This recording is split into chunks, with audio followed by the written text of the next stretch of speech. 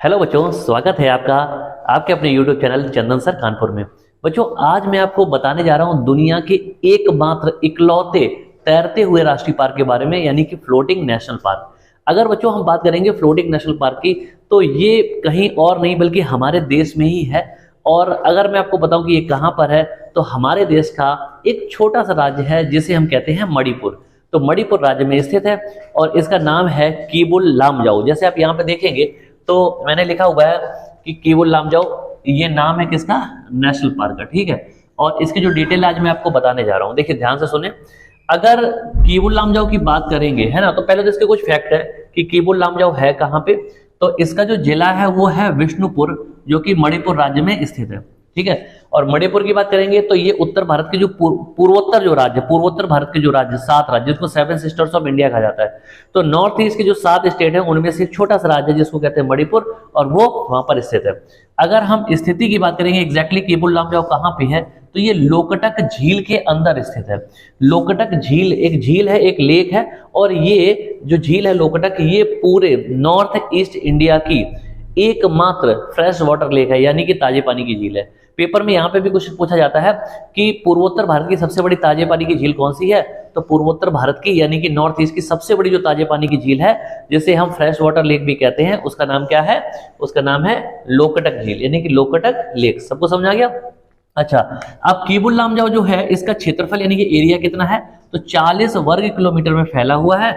और यहाँ पर जो संकटग्रस्त प्रजाति है जिस जानवर की, उसका नाम है संगई। संगई एग्जैक्टली क्या है, ये एक हिरण की प्रजाति है, हिरण की। ठीक है, अच्छा अब मैं आपको कंसेप्ट समझाता हूँ कि कीबुल लामजाओ का कंसेप्ट क्या है। देखो, सबसे पहले अगर मैं यहाँ पे आपको बात करूंगा तो ये क्या है, ये मणिपुर राज्य है। ठीक है, ये मणिपुर राज्य है। मणिपुर राज्य के अंदर एक झील है और इस झील का नाम क्या है, इस झील का नाम है लोकटक झील। देखो यहाँ पे देखो, ये क्या चीज है, ये एक राज्य है भारत का छोटा सा, जिसका नाम है मणिपुर। ठीक है, इस राज्य का क्या नाम है, मणिपुर। अच्छा, मणिपुर के अंदर ये क्या चीज है, तो इसका नाम है, इसका नाम क्या है, लोकटक, लोकटक झील। ठीक है बच्चों, ध्यान समझे, मणिपुर राज्य है और उसके अंदर एक झील है जिसका नाम है लोकटक झील, यानी कि लोकटक लेक। इसके अंदर बहुत सारे ऐसे तैरते हुए, है ना, कुछ आपको आकृतियां दिख जाएंगी। ये वास्तव में क्या है, इन आकृतियों को क्या कहा जाता है, अगर हम इसकी बात करेंगे तो इन आकृतियों को कहा जाता है फुमडी, FUMDI।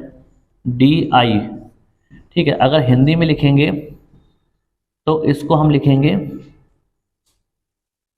फुमडी। ठीक है ना बच्चे? अच्छा, ये फुमडी क्या है, लोकल वर्ड है, क्योंकि यहाँ पे जनजातियां रहती हैं बहुत सारी, तो वो इस चीज को क्या बोलते हैं, फुमडी बोलते हैं। ये फुमडी है क्या, देखो मेरी बात को ध्यान समझना। यहाँ क्या है कि जो ये झील है ना, इसके अंदर क्या है, ये जो तैरते हुए बहुत सारी आकृतियां हैं। ये क्या है कि जो घास फूस होती है ना, घास फूस वनस्पति जो होती है, छोटे छोटे पौधे होते हैं। ठीक है, तो लोकटक झील में इस तरह की बहुत सारी वनस्पति है। जब वो क्या होती है, डेड हो जाती है, डेड का मतलब समझ रहे, मृत हो जाती है।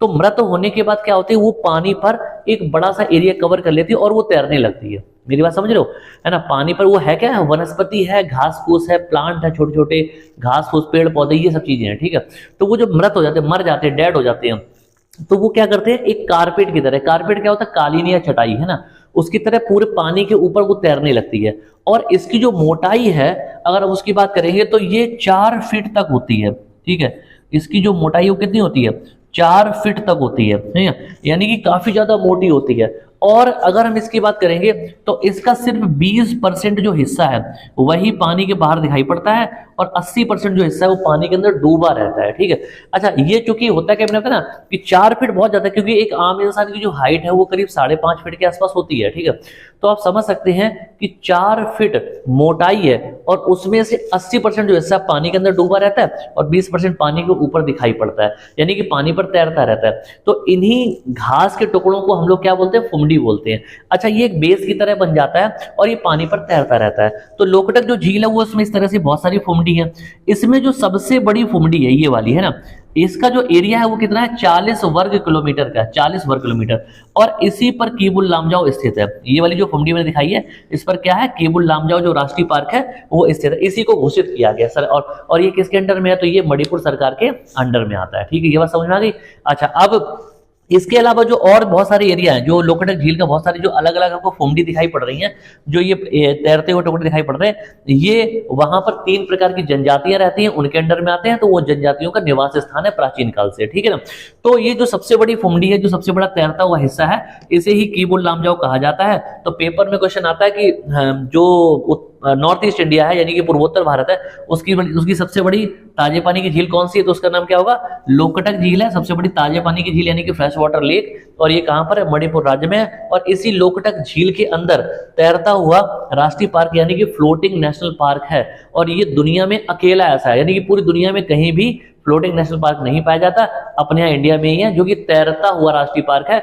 और उसमें यानी कि इसमें केबुल लामजाओ में कौन पाया जाता है, तो संगई नाम की एक हिरण की प्रजाति पाई जाती है, ठीक है। इसको डांसिंग डियर भी कहते हैं, क्योंकि जिस तरह की एक्टिविटी वो करता है ना, यहाँ पर उस तरह से वो ऐसा डांस करते हुए प्रतीत होता है, इसलिए इसको डांसिंग डियर भी कहते हैं, या इसको लोकल लैंग्वेज में संगई के नाम से जाना जाता है। तो ये एक संकटग्रस्त प्रजाति है। तो ये जो फैक्ट मैंने आपको बताए हैं, तो छोटी सी क्लास में मैंने बहुत सारे इंपॉर्टेंट फैक्ट बताए जो पेपर में पूछे जा सकते हैं।